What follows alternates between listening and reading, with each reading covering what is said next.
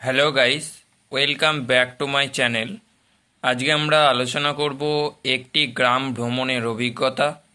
এই রচনাটি বেশিরভাগ পরীক্ষায় পড়ে থাকে, তাই তোমরা গুরুত্ব সহকারে ভিডিওটি শেষ পর্যন্ত দেখো। আর চ্যানেলে নতুন হয়ে থাকলে চ্যানেলটি সাবস্ক্রাইব করে নাও, কারণ এরকম নিত্য নতুন রচনার ভিডিও পেতে চ্যানেলটি সাবস্ক্রাইব করা থাকলে তোমার কাছে অতি সহজেই ভিডিওগুলি পৌঁছে যাবে। এর আগে অনেক রচনার ভিডিও আমরা আলোচনা করে ফেলেছি, তা সেই সমস্ত ভিডিও তোমরা যদি দেখতে চাও তাহলে আমি তার লিংক ডেসক্রিপশানে অথবা উপরের আই বাটনে দেওয়া থাকবে, তোমরা সেখান থেকে দেখে নিতে পারো। তাহলে আজকের বিশেষ আলোচনা হলো কি না, একটি গ্রাম ভ্রমণের অভিজ্ঞতা। ভিডিওটি শেষ পর্যন্ত দেখো, তোমাদেরই সুবিধা হবে। তাই একটি গ্রাম ভ্রমণের অভিজ্ঞতা, প্রথম তোমরা পয়েন্ট দেবে ভূমিকা। বাংলাদেশের প্রাণ তার গ্রাম, শস্য শ্যামলা, নদী দিয়ে ঘেরা। এদেশের সঠিক জীবনকে যদি অনুভব করতে হয় তাহলে তাকে খুঁজে পাওয়া যাবে শহরের বিষাক্ত নিঃশ্বাস থেকে, দূরে কোনো অচিনপুরে বা ভুবনডাঙ্গার মাঠে। এরপর তোমরা পয়েন্ট দেবে আমার গ্রাম দেখা। গত জুন মাসের শেষ সপ্তাহের এক রবিবার মা বাবার সঙ্গে শিয়ালদা থেকে চেপে বসলাম হাসনাবাদ লোকালে। আমরা যাব মার মামার বাড়ির রামেশ্বরপুর। প্রান্তিক স্টেশন হাসনাবাদে নেমে রিক্সা ভ্যানে 10 মিনিট, তারপরে নৌকা পার হয়ে মোটর চালিত রিক্সা ভ্যানে আরও 10 মিনিট। বিশেষত নদীতে নৌকা চড়ার জন্য মনে মনে অস্থির হয়ে উঠেছিলাম।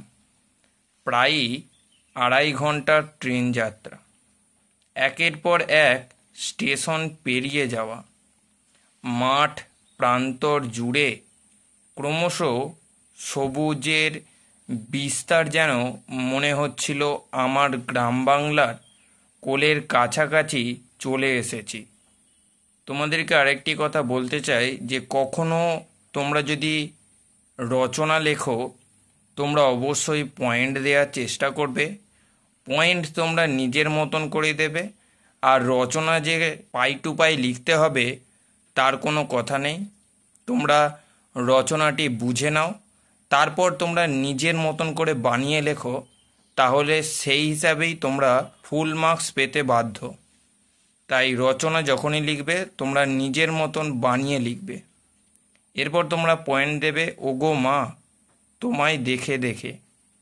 ঠিক 10:30টায় ট্রেন পৌঁছে গেল হাসনাবাদ। 10:40-এ নদীর ঘাটে বাবা একটা নৌকা রিজার্ভ করে নিলেন, কিন্তু নৌকায় ওঠার সময়ে বেশ ভয় করতে লাগলো। আনন্দ তখন আতঙ্কে রূপান্তরিত হয়েছে। মাঝি কাকুর হাত ধরে নৌকায় উঠলাম।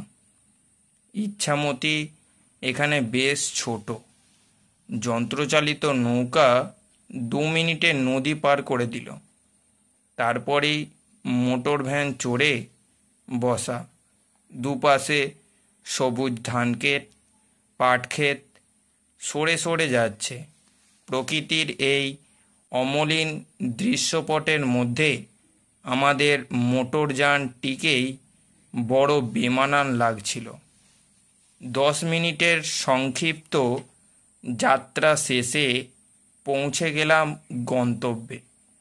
নারকেল, সুপারি, আম, কাঁঠালের গাছ দিয়ে ঘেরা সবুজের এক আলপনা যেন। বাড়িটার একদিকে হাসনুহানা, মাধবী লতা, কৃষ্ণচূড়া ফুলের গাছ।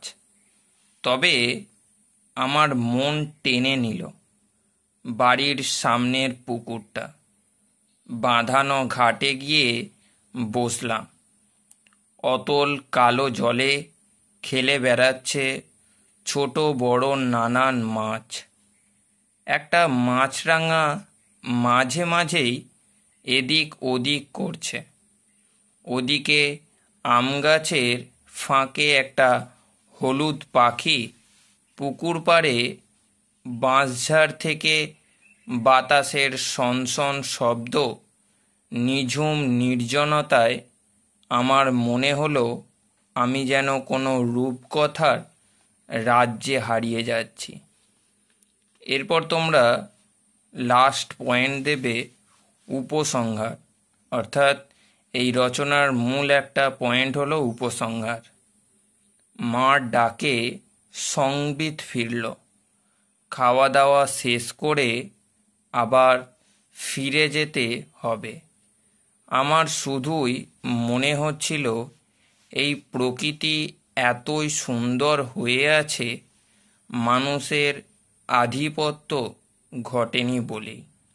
এখানকার মানুষও প্রকৃতির মতোই সহজ।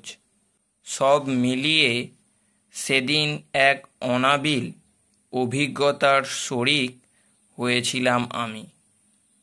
তা এটাই ছিল মূল বিষয়বস্তু এই রচনার। তা ভিডিওটি যদি ভালো লাগে তাহলে চ্যানেলটি সাবস্ক্রাইব করো এবং কমেন্ট করে জানাও যে ভিডিওটি কেমন হয়েছে। তা এখানেই ভিডিওটি শেষ করলাম।